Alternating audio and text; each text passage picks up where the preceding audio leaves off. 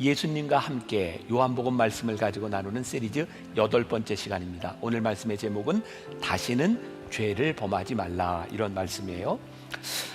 말씀을 준비하면서 그런 생각이 들었습니다. 우리 인간의 본성이 참 이기적이구나. 우리는 어떤 상황에 따라서, 돈의 유무에 따라서 이기적이 될 수도 있고 그렇지 않을 수도 있고, 이런 생각을 하는 것 같은데 우리의 본성이 참 이기적이구나, 이런 생각을 하게 돼요. 오늘 전체적으로 말씀을 다 읽지 않았지만 오늘 말씀은 베데스다라고 하는 연못가에서 일어난 유명한 38년 된 환자를 예수님께서 고쳐주신 사건입니다. 이 사건은 요한복음에만 기록이 되어 있습니다. 오늘 이 기적을 이해하기 위해서 요한복음 5장 2절부터 4절까지의 말씀을 한번 보겠습니다. 같이 한번 봉독해 볼까요? 시작. 예루살렘에 있는 양문 곁에 히브리 말로 베데스다라 하는 못이 있는데 거기에 행각 5이 있고 그 안에 많은 병자, 맹인, 다리 저는 사람, 혈기 마른 사람들이 누워 물의 움직임을 기다리니 이는 천사가 가끔 못에 내려와 물을 움직이게 하는데 움직인 후에 먼저 들어가는 자는 어떤 병에 걸렸든지 낫게 됨이더라. 여기 베데스다 연못이라는 베데스라고 하는 말 자체가 긍휼과 자비가 솟구친다라는 뜻을 가지고 있어요. 오늘 말씀에 비춰보니까 이 연못이 간헐천 같은 곳이었던 것 같아요. 가끔 이렇게 연못이 동하는 때가 있습니다. 그때 천사가 내려왔다고 생각을 하고 있었기 때문에 그때 그 물에 뛰어드는 첫 번째 사람은 병이 낫는다, 이런 생각을 가지고 있었어요. 자, 지금 주변에 일어나고 있는 상황을 보세요. 어떤 상황이냐면 모두가 하나님의 은혜를 필요로 하고 있는데 그 은혜가 누구에게 제일 필요해요? 나에게 제일 필요한 겁니다. 모두가 은혜가 필요한데 지금 나에게 은혜가 필요함을 구하는 상황. 저는 이런 표현을 했어요. 모두가 은혜가 필요하지만 굉장히 이기적인 은혜를 구하고 있구나. 여기 행각 5이라고 하는 말이 나와 있는데 모세의 율법, 모세 오경을 상징하는 것이기도 하고요. 이스라엘 구약 시대의 5이라고 하는 것은 어떤 의미를 가지고 있냐면 자비의 의미를 가지고 있어요. 그래서 요셉이 애굽의 총리로 가 있을 때 그의 형제들이 요셉에게 와서 식량을 사려고 할 때 그의 동생이었던 베냐민에게 5배를 줍니다. 이 말은 5배라고 하는 숫자적인 의미도 있지만 자비를 베풀었다, 이런 의미가 있어요. 예수님께서 오병이어의 기적을 일으키셨다고 하는 것도 오병, 물고기 2마리와 보리떡 5개라고 하는 말은 모든 사람에게 예수님이 충분히 자비를 베푸셨다, 이런 의미도 가지고 있습니다. 자, 여기에 38년 된 환자가 있는 거예요. 예수님이 이 사람을 고쳐주셨어요. 그런데 어떤 문제가 일어났어요? 이날이 묘하게도 안식일이었기 때문에 유대인들 또 바리새인들은 예수님이 고쳐주신 것을 바라보며 예수님을 비난하죠. 참 흥미로운 일이에요. 흥미롭다? 우리의 신앙의 본질적인 부분을 우리들이 돌아봐야 되는 부분일 것 같아요. 안식일을 지키는 율법주의자들에게 있어서는 무엇이 제일 중요하냐면 율법을 지키는 거예요. 예수님께서 거기에서 은혜를 베풀어 주셨는데 예수님의 은혜가 그들에게는 아무 감동이 되지 않는 거죠. 저는 이 부분이 예수님께서 끊임없이 우리들에게 말씀하시고 있는 신앙의 본질적인 부분이라는 생각이 들어요. 자, 제가 여러분들에게 요 근래 들어 계속 소개하는 책이 있죠. 김정주 전도, 지금 목사가 된 분, 전 누군지 몰라요. 안녕 기독교라고 하는 책을 썼는데 아주 상당히 이렇게 재미있게 통찰 있게 글을 쓰고 있다는 생각이 들어요. 여기에 은혜에 관한 글이 있더라고요. 제가 좀 읽어드립니다. 예전에는 은혜라는 것은 죄를 짓지 않으며 살 수 있게 만들어주는 힘이라고 생각했는데 은혜는 죄를 지어도 여전히 살아갈 수 있게 만드는 힘인 것 같다. 은혜 받고 깔끔하게 죄들을 청산해 버리는 것만 은혜가 아니라 은혜 받고도 여전히 구질구질하게 죄를 달고 다녀도 끝내 떠나지 못하게 만드는 것, 그 또한 은혜다. 은혜 가운데 사는 사람들도 있고 은혜 옆에 사는 사람들도 있고 은혜 뒤에 사는 사람들도 있고 은혜 주변에 사는 사람들도 있다. 이렇게 질과 양은 다르지만 우리 모두는 은혜로 산다. 내가 더 은혜 받았다, 내가 더 은혜롭다, 은혜 자랑, 은혜 등수 매기기 이제 그만. 아주 제가 흥미롭게 보았어요. 아, 그렇구나. 우리는 나에게 있는 은혜가 제일 중요하다고 사는데, 이 38년 된 환자뿐만 아니라 이 모든 사람들이 은혜를 구하고 있는 이기적인 은혜 가운데서 진짜 중요한 건 하나님께서 우리들에게 베풀어 주시는 은혜를 나의 은혜로 고백하고 사는가. 지금 우리 사회에 아주 화두가 되는 중요한 단어가 하나 있죠. 공정과 정의라는 거예요. 저는 이 말을 들을 때마다, 공정과 정의라고 하는 말이 이 사회의 화두가 될 때마다 어떤 생각을 하게 되냐면, 아, 우리 사회가 공정하지도 정의롭지도 않구나. 자, 그러면 공정과 정의라고 하는 말을 우리들이 이렇게 끊임없이 강조한다고 이 사회가 공정하고 정의로운 사회가 될 것인가? 제가 보기에는 전혀 그렇지 않은 거예요. 누군가에게 공의로워야 돼, 정의로워야 돼 라고 말을 하는데, 실상은 그렇게 말하는 사람이 굉장히 이기적이고 자기중심적인 관점에서 보고 있다는 거죠. 그러다 보니까 누군가에게 정의가 필요하지만 나에게는 거기가 해당되는 것이 아닐 때도 참 많은 것 같아요. 저는 이 은혜에 대한 부분도 마찬가지라고 생각하거든요. 우리가 진짜 저 사람에게 은혜가 필요하다라고 생각하지 못하고 저기에 공의와 공정이 필요하다고 이야기할 때 그 공정과 공의는 진짜 우리를 향하고 있는가? 제가 이제 6월 27일자 주님은 나의 최고봉에서 여러분들과 함께 나눌 말씀입니다. 저는 미리미리 보고 있으니까 거기에 이런 이야기가 있어요. 하나님께 부르심을 입은 자들은 공평과 공의를 바라지 말아라. 우리는 공평과 공의를 바라는 사람이 아니다. 그런데 너희는 공의를 행하라 라고 되어 있어요.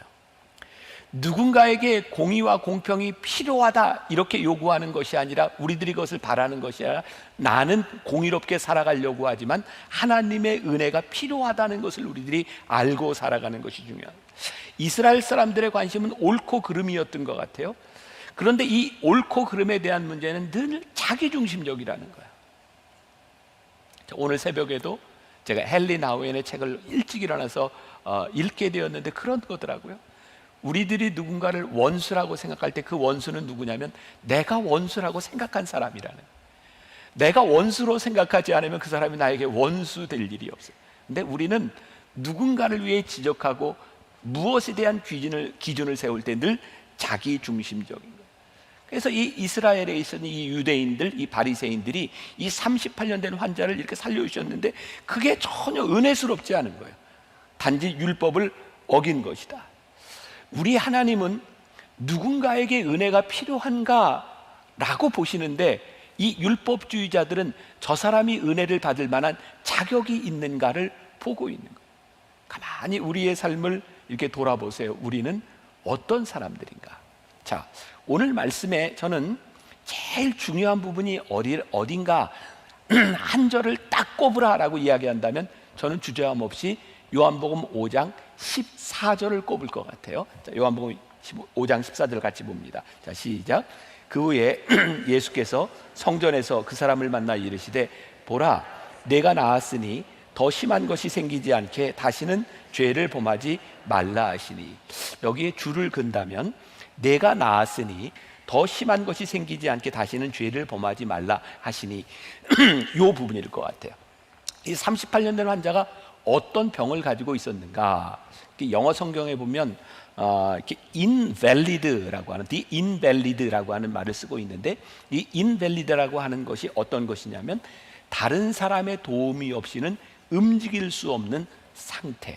이 38년 된 환자는 그 베데스다 우물가에 누워서 누군가의 도움을 구하고 있는 사람이었어요. 그런데 이 사람에게 오셔서 예수님께서 요한복음 5장 6절과 7절 말씀해 보니까 이렇게 되어 있어요. 예수께서 그 누운 것을 보시고 병이 벌써 오래된 줄을 아시고 이르시되, 내가 낫고자 하느냐? 7절, 병자가 대답하되, 주여, 물이 움직일 때 나를 못에 넣어주는 사람이 없어 내가 가는 동안에 다른 사람이 먼저 내려가나이다. 자, 한번 상식적으로 생각해 봅시다. 예수님께서 너 낫고 싶으냐? 우리 어떻게 대답해야 돼요? 네, 고쳐주세요. 이게 정상 아니에요? 이게 우리가 그냥 지나갈 수 있지만 여기 굉장히 중요한 겁니다. 내가 낫고자 원하느냐 그랬더니 이 사람이 뭐라고 대답하냐면, 예수님, 이 물이 동할 때 누군가 나를 넣어줘야 되는데 아무도 나를 넣어주는 사람이 없어서 내가 지금 이 상태입니다. 이 사람 마음속에 뭐가 있어요? 불만과 원망, 그런 피폐한 마음들이 이 안에 있는 거예요. 갑갑한 거예요.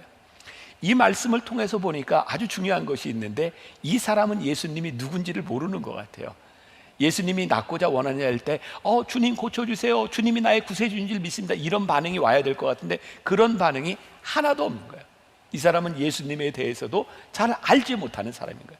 그렇다고 이 사람이 예수님에 대해 알지 못하니 믿음이 있었던 것도 아니에요. 그렇죠? 여기까지 동의하세요? 근데 예수님이 참 뜬금없이, 자 보세요, 5장 8절 뭐라고 되어 있어요? 예수께서 이르시되 일어나 내 자리를 들고 걸어가라 하시니. 야, 이거 참 이해하기 힘든 부분입니다. 낫고자 하느냐 그랬는데 원망만 얘기했는데 예수님은 그냥 내가 일어나 걸어가라. 제가 오랫동안 이 부분에 머물렀어요. 이 말씀이 무엇을 우리들에게 이야기하고 있는가 보니까, 이 말씀, 이 병자를 고치신 사건은 병을 낫게 한 기적도 주제가 아니고 이 사람의 믿음에 대한 문제도 주제가 아닌 거예요. 이 말씀의 주제는 다른 데 있어요. 자, 요한복음 5장 14절 우리가 조금 전에 읽었죠. 제가 줄치라고 했어요. 내가 나았으니 더 심한 것이 생기지 않게 다시는 죄를 범하지 말라. 자, 이 부분을 NIV 성경으로 보면, 영어 성경으로 보면 아주 명확하게 뜻을 알 수 있어요. See, 봐, you are well again. 내가 다시 건강해졌어. Stop singing. 이제 죄를 짓지 마. or 그렇지 않으면 something worse may happen to you. 너에게 더 나쁜 일이 일어날지 몰라. 지금 이렇게 말씀하고, 여기서 우리들이 뭘 알게 돼요? well again. 이 사람이 38년 전에 건강한 사람이었구나. 근데 이 사람이 아프게 된 거예요. 예수님께서 병을 고쳐주시고 말씀하시는 것이 뭐냐면, 너 죄 짓지 마. 그렇지 않으면 네 병이 더 나빠질 수 있어. 오늘 이 사람의 병이 죄로부터 온 것이다 라는 것을 예수님이 말씀하고 있어요. 여러분, 우리들이 성경을 잘 봐야 됩니다. 어떤 부분에서는 예수님께서 영적인 문제로 터치를 하시고 귀신을 쫓아내시는 경우가 있고, 예수님께서 아무 말씀하지 않으시고 그냥 병을 고쳐주시는 때가 있어요. 육신의 기능적인 문제인지 영적인 문제인지, 여기에 분명히 어떤 문제인가요? 내가 죄로 인하여 이 병을 앓고 있다는 거예요. 오늘 말씀이 누군가에게 도전이 될 필요가 있는데, 혹시 우리가 겪고 있는 이 육신의 질병의 문제와 혹시 우리가 겪고 있는 삶의 굉장히 어려운 문제들이 죄로 인한 문제라면, 오늘 주님께서 우리들에게 뭐라고 말씀하세요? 너 이 죄의 문제 해결해야 되는 거야. 다시는 죄를 짓지 마. 죄의 무서움이 뭔가요? 야고보서 1장 15절 우리가 잘 아는 말씀이에요. 같이 한번 봉독해 볼까요? 시작. 욕심이 잉태한 즉 죄를 낳고 죄가 장성한 즉 사망을 낳느니라. 죄는 욕심에서부터 오는데, 이 죄가 우리들에게 돌아오면 이 죄가 자라납니다. 죄가 자라나면 결국은 뭐예요? 그것이 사망이라는 거예요. 죄의 무서움은, 죄가 우리들 위해서 점점 자라날 때 이 죄에 대하여 점점 우리들이 무감각해진다는 거예요. 여러분들 중에 다 그런 경험이 있을 거예요. 뭐 운동을 하든지 악기를 배워보든지 아주 공통적인 것이 있습니다. 저는 뭐 원래 테니스를 제일 오래 친 사람인데, 테니스를 처음 칠 때 정말 물집 생기고 다 까지고 굳은 살이 배겨요. 그때부터는 이렇게 쳐도 손이 아프지 않아요. 제가 그 다음 또 열심히 배웠던 게 스케이트였던 거예요. 이 복숭아뼈 주변이 처음에 이렇게 석고로 이렇게 탁탁하게 이 몰딩을 해는 스케이트를 타고 운동을 하는데 너무 아파요. 근데 그 단계를 지나서 굳은 살이 딱 배겨야 아프지 않고 타는 거죠. 악기를 배우는 거 마찬가지. 저도 바이올린 좀 배울 때 처음 이거 뭐 이렇게 배우는데 제일 힘든 게 이게 시퍼렇게 멍이 들더라고. 그러다가 굳은 살이 배기고 굳은 살이 좀 벗겨지고, 아닌가? 네. 그리고 났더니 괜찮아요. 기타를 배울 때도 만도린을 배울 때도 모든 악기를 할 때 그런 과정들, 굳은 살이라고 하는 게 어떤 면에서 이렇게 악기를 배우고 운동을 하는데 좋은 역할도 하지만 저에게는 이게 참 무서운 거다. 우리들에게 영적으로 굳은 살이 배겨서 죄로 인하여 우리들의 영의 굳은 살이 배겨서 딱딱해지기 시작하면 우리들이 둔감해지는 거예요. 죄의 문제에 대해서 이제부터는 죄를 져도 죄가 죄로 느껴지지 않는 거예요. 죄의 무서움을 알지 못하는 거예요. 우리의 영혼에, 우리의 신앙에 정말 무서운 것이 있는데, 언제부터인가 죄로 인하여 죄가 우리들 안에 들어왔는데 죄에 대하여 민감해지지 않고 죄에 무감각해지는 것처럼 무서운 일이요. 제가 지난주에 우리 목회자들과 그런 이야기를 나눴어요. 우리 목사님들, 우리 목회자들 저를 포함해서 참 열심히 사역하고 있는 사람들이거든요. 근데 우리들이 경계해야 될 게 있다. 하나님과 우리 사이의 관계의 친밀함이 사라져버리면 우리들이 열심히 사역을 하다가 하나님의 음성이 들리지 않고 하나님의 관계가 우리들 속에서 민감해지지 않으면 그때는 우리들이 언제 어떻게 잘못되고 타락하고 죄에 우리들이 영향에 휘둘릴지 모르는 존재들입니다. 오늘 이 말씀이 굉장히 중요합니다. 내가 이렇게 다시 좋아졌으니 다시는 나가서 죄를 짓지 말아라. 이제는 네가 죄에 대한 민감성을 가지고 살아가라. 우리 주님께서 우리를 고쳐주신 것이 목적이 아니라 이 고쳐주심을 인하여 우리들이 얼마나 영적인 민감한 사람이 되는가. 자, 히브리서 4장 12절 말씀을 보세요. 히브리서 4장 12절 우리 같이 봉독합니다. 시작. 하나님의 말씀은 살아있고 활력이 있어 좌우의 날선 어떤 검보다도 예리하여 혼과 영과 및 관절과 골수를 찔러 쪼개기까지 하며 또 마음의 생각과 뜻을 판단하나니. 제가 가끔 설교하면서 여러분들이 그런 얘기했던 거 기억하세요. 하나님, 오늘 우리 성도들이 이 말씀을 듣는 중에 이 말씀으로 인하여 마음이 아프게 하여 주옵소서. 이 말씀이 우리 속에 들어가 우리의 심령과 골수와 관절을 쪼개어 예리한 말씀의 칼이 우리들 가운데 닿게 하여 주옵소서. 하나님의 말씀의 칼이 우리들에게 닿아 우리들이 아프게 느껴지는 것만큼 큰 축복이 없는 거예요. 왜? 우리들이 말씀 앞에 그만큼 민감한 사람이 되기 때문에, 죄의 문제에 대하여 우리들이 그렇게 아픔을 느끼는 것이기 때문에 이것이 우리들에게 큰 축복이에요. 오늘 여러분들에게 도전하고 싶은 거예요. 언제부턴가 우리들에게 그 예민함과 이 아픔이 사라졌다면 이거 우리들에게 큰 무서운 적신호구나. 죄의 문제를 해결하기 위해 우리들에게 전제되어야 될 게 있어요. 그게 뭐냐면 회개예요. 회개는 그냥 내가 하고 싶다고 되는 게 아닌 것 같아요. 다 경험해 보셨죠? 누군가는 막 울고 회개하는 걸 보면서 나도 회개하게 해주세요. 그래서 죄를 떠올려 보는데 이게 별로 죄 같지도 않고, 참 신기하죠. 은혜를 받을 때 성령의 검이 우리 속에 확 후벼 파기 시작할 때 별로 그렇게 중요하게 생각하지 않았던 죄들이 우리들의 마음을 아프게 해요. 그리고 우리들이 눈물을 흘리며 회개하고 하나님과의 관계가 회복되는 것을 경험해요. 여러분, 1907년 역사적으로 굉장히 유명한 사건이죠. 우리 한국 교회사에 평양 대부흥 운동이라는 게 있어요. 1907년. 그래서 2007년도에 한국 교회는 평양 대부흥 운동 100주년을 기념하는 행사들을 가졌어요. 요즘 우리 목사님들이 모여서 그런 이야기를 합니다. 그때 2007년에 이 평양 대부흥 운동에 우리들이 100주년을 지나며 한국 교회가 올바로 설 수 있는 기회가 있었는데 우리가 이거 놓쳐버렸다.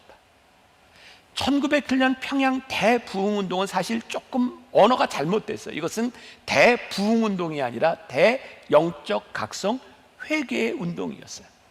이 1907년에 평양 대부흥운동이 일어나게 되었던 것은 역사적으로 1903년 원산에서 있었던 부흥운동, 회개운동에서부터 비롯됩니다. 여기에 유명한 로버트 하디라고 하는 목사님, 의사가 있었어요. 이분은 1890년 토론토 의과대학을 졸업하고 한국에 와서 1889년 의사로서 또 선교사로서 목사를 받은 사람으로서 감리교 목사로 사역을 합니다. 아이가 8이 있었는데 4이 죽습니다. 넷째 딸과 막내 딸이 이 조선 땅에 죽어서 지금도 양화진에 묻혀 있습니다. 참 열심히 사역한 사람입니다. 근데 이분에게서도 문제가 생겼어요. 1901년 10월부터 원산을 중심으로 선교 활동을 하고 있었는데 기대했던 결과들이 나타나지 않고 자괴감에 빠진 거예요. 실망감에 사로잡힌 거예요. 근데 1903년 8월 24일부터 30일까지 원산에서 부흥 사경회가 열렸고 이분은 강사로 참여하게 됩니다. 네, 그 강사로 참여했던 그 집회에서 이 하디 목사님이 죄를 회개하기 시작해요. 어떤 죄를 회개했는가? 하나님, 제가 민족적인 우월감을 가지고 조선 사람들을 미개하고 무식한 사람이라고 이야기했던 것을 회개합니다. 하나님, 제가 의사로서 제가 의술을 가지고 뭔가 할 수 있다고 생각했던 내 능력을 의지했던 자만심을 하나님 앞에 회개합니다. 그 강사가 회개하기 시작하면서 그 안에서 회개의 역사들이 일어나기 시작했어요. 그게 부흥운동의 시작이었어요. 이 부흥운동이 1907년 평양 대부흥운동으로 연결되게 되죠. 바로 장대연 교회에서 이 회개운동이 시작됐는데, 사진을 하나 보여주세요. 아주 오래된 사진인데, 저기 정말 우리의 백이민족이더라고요. 그죠? 다 이제 하얀 옷을 입고 있는데, 저기 아마 양복을 입은 한 사람, 선교사인 것 같아요. 모습을 보니까. 예배 시간에 공개적으로 회개하는 일들이 일어났어요. 그때 가슴을 치며 회개하는 일들이 일어났어요. 회개의 능력은 얼마나 진실하게 하나님 앞에 내 죄를 내어놓느냐에 대한 부분이죠. 1907년 1월 6일 평양 장대연 교회에서는 길선주 목사님이, 그 당시엔 장로였어요. 장로교회 최초의 목사였던 이 길선주 장로님이 새벽 집회를 인도하는데 이렇게 고백하죠. 여러분, 나는 아간과 같은 자였습니다. 그리고 가슴을 치며 회개하기 시작할 때 마치 오순절 마가의 다락방에서 일어났던 성령 운동이 일어났던 것처럼 그 장대연 교회 성령의 운동이 일어났다고 되어 있어요. 저와 오늘 여러분들이 도전받고 깊이 생각해야 될 부분이겠다. 하나님, 왜 지금 우리의 상태가 이런 상태인가요? 왜 우리의 영적인 문제들이 풀리지 않고 있나요? 근데 보니까 하나님께서 우리들에게 깊이 회개의 운동이 일어나기를 원하고 계시는구나. 인터넷에 떠도는 이야기입니다. 여자가 싫어하는 남자의 말 베스트 10을 뽑았는데 그 중에 1위가 이런 거였답니다. 남자가 이렇게 말하는 거예요. 내가 다 잘못했어. 내가 무조건 미안해. 내가 죄인이야. 이 말을 여자들이 제일 싫어한답니다. 무조건 잘못했다고 하는 것은 뭐를 잘못했는지 구체적으로 이야기하지 않는다는 거예요. 내가 다 잘못했어라고 하는 것에 진심이 묻어나지 않는다는 거예요. 그런 생각이 들어요. 우리가 예배 시간마다 모여서 예배 중간에 회개하고, 하나님 우리가 죄송합니다, 잘못했습니다 라고 했을 때 우리가 마치 뭐 돈 세탁한다라는 이야기라는데, 이거 죄 세탁하고 있는 것 아닙니까? 예수 그리스도의 십자가의 보혈이라고 하는 이름을 가지고 우리들이 죄를 세탁하고 있는 것은 아닌가? 어쩌면 하나님께서 예배드리는 우리들에게 가장 싫어하는 말 가운데 하나가 주님, 우리가 회개한다라고 하는 이 의례적인 말들이 아닐까? 오늘 말씀의 주제요, 결론으로 돌아갑니다. 여호와께 돌아가자. 제가 이렇게 잡았어요. 자, 38년 된 환자를 예수님께서 고치신 후에 예수님께서는 그에게 더 이상 죄를 짓지 말라라고 말씀하셨습니다. 사실 이 부분에서 예수님께 뭐 믿음을 고백했다거나 뭐 이 사람이 뭐 특별히 어떤 행동을 했거나 이런 것들이 별로 나와 있지는 않은 거예요. 그런데 오늘 읽었던 본 말씀 마지막이죠. 요한복음 5장 15절에 가서 보니까 이렇게 되어 있어요. 그 사람이 유대인들에게 어떻게 해요? 가서, 여기다 저는 이렇게 표시를 해도 좋을 것 같아요. 가서 자기를 고친 이는 예수라 하니라. 예수님에 대하여 믿었다라고 하는 고백도 없고, 예수님이 메시아입니다라고 하는 고백도 없고, 그가 회개하기 결심했다 이런 얘기도 없어요. 근데 이 말 단어 하나가 모든 것을 다 이야기해 주고 있다. 그가 가서, 그가 38년 동안 움직이지 못하고 베데스다 연못가에 누워 있으면서 세상을 한탄하고 사람들에게 저주하고 아무도 나를 도와주지 않는다고 생각했던 그가, 아무도 나를 도와주지 않으면 내가 할 수 없다고 생각했던 그 수동적인 인간이었던 이 38년 된 환자가 가서 이 말 한가운데 그의 삶이 능동적으로 바뀌어져 있구나. 이 변화가 이 한 단어에 다 들어와 있는 거예요. 자, 코로나로 인해서 또 가족들이 힘들고 지칠 때 제가 좋은 영화를 하나 소개할까요?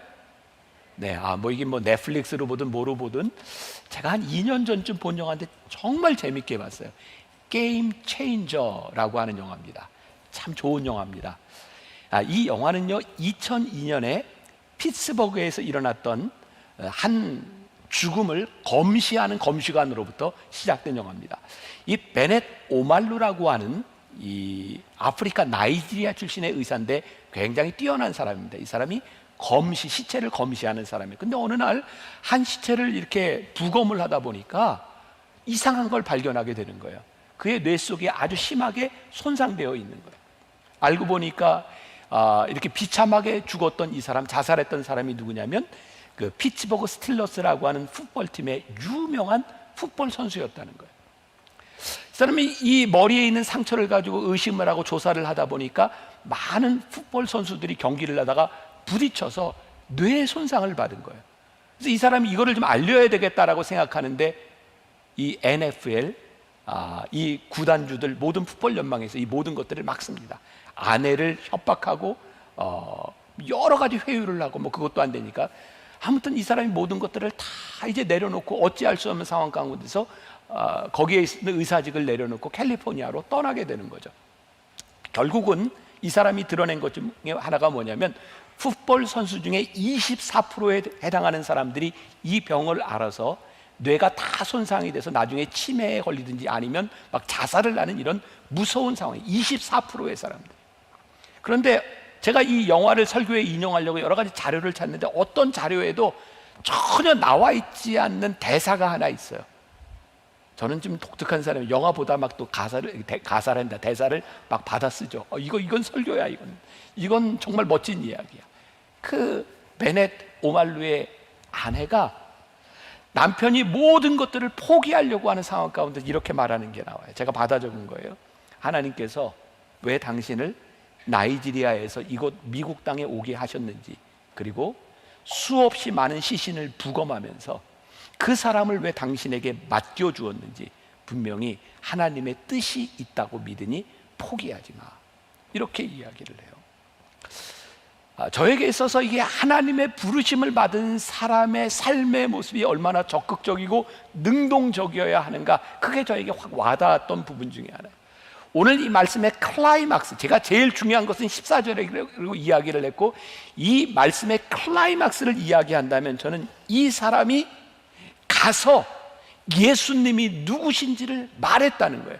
이게 제가 왜 클라이막스라고 이야기를 하는가, 5장 16절에 가서 보니까 이런 말씀이 있어요. 그러므로 안식일에 이러한 일을 행하신다 하여 유대인들이 예수를 박해하게 되니라. 여러분, 이때부터요, 예수님을 박해했을 뿐만 아니라 유대인들이 예수님을 죽이려고 마음을 먹습니다.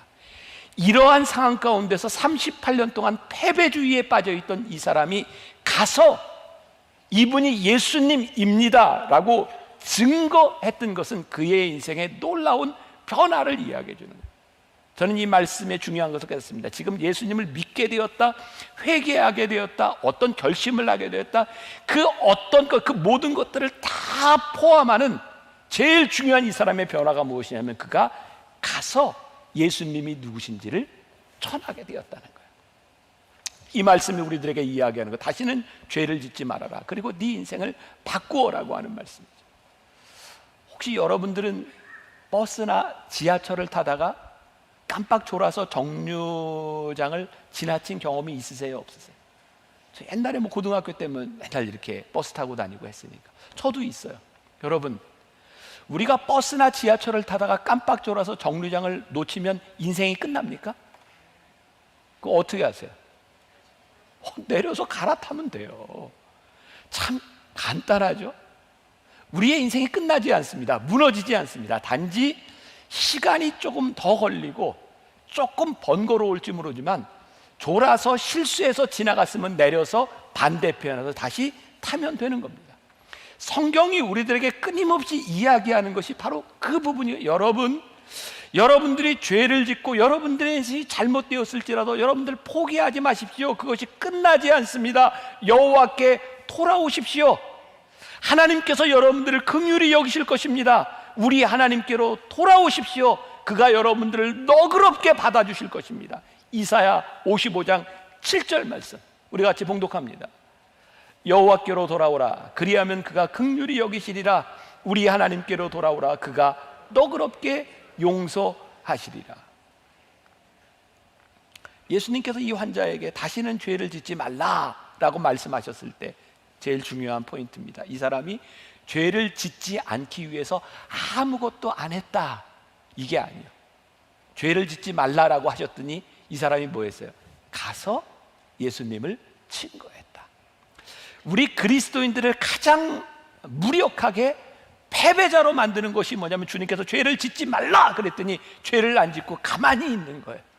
죄를 짓지 않는다고 하는 것은 우리로 하여금 무기력한 상태로 머물라고 하는 것이 아니라 너희들이 가서 너희를 부르신 삶을 살라고 하는 말씀이에요. 우리들이 복음을 전할 때 저 사람이 그리스도인이구나, 하나님의 삶을 살아가는 사람이구나, 하나님이 쓰시는 사람이구나, 능동적인 사람이 되는 거죠.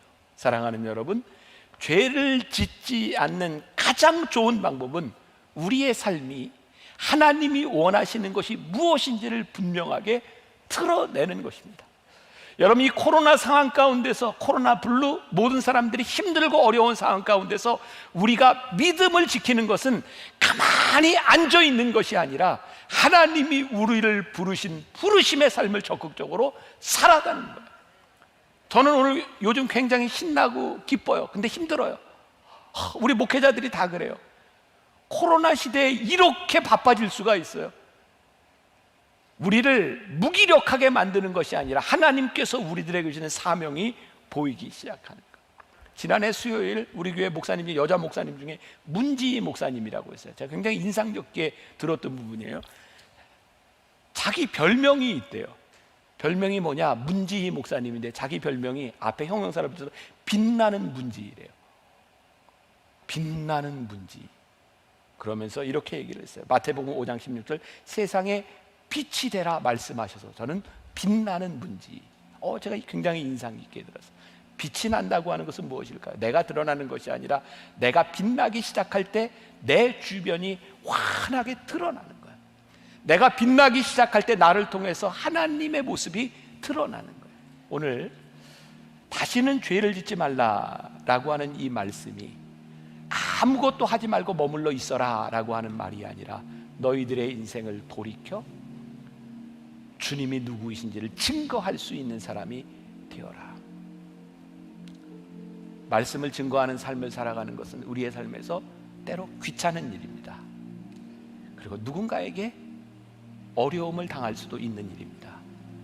그런데 이분이 예수님입니다라고 하는 증거하는 삶을 살아갈 때 그 증거하는 삶이 우리를 붙잡아 주는 거예요.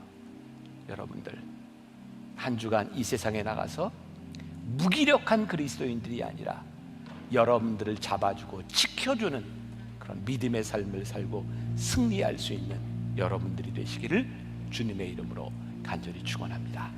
우리 여호와께 돌아가자. 우리 함께 찬양하고 기도하면 좋겠습니다.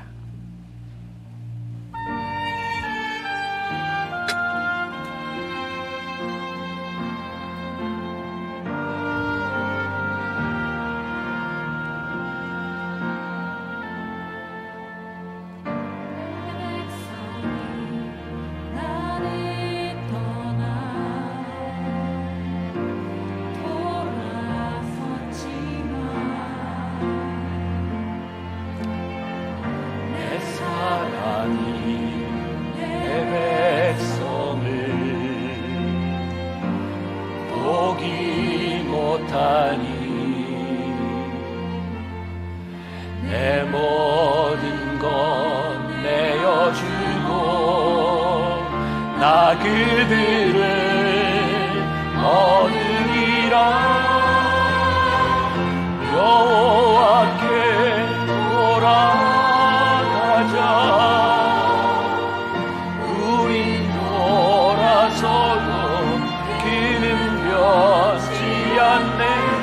여호와께 돌아가자. 우린 넘어져도 그 사랑 영원한. 여호와께 돌아가자.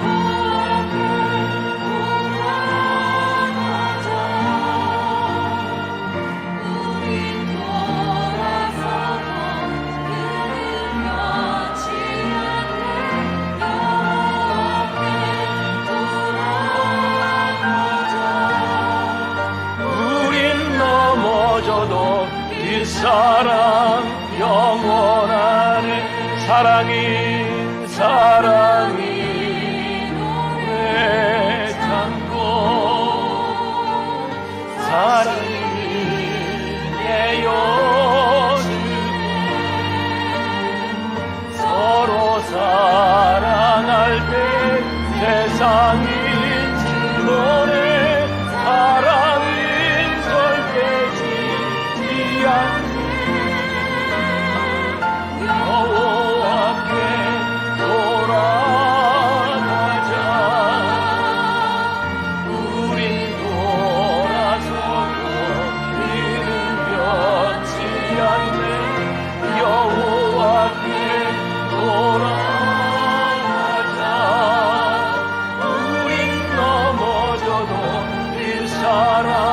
영원한 사랑이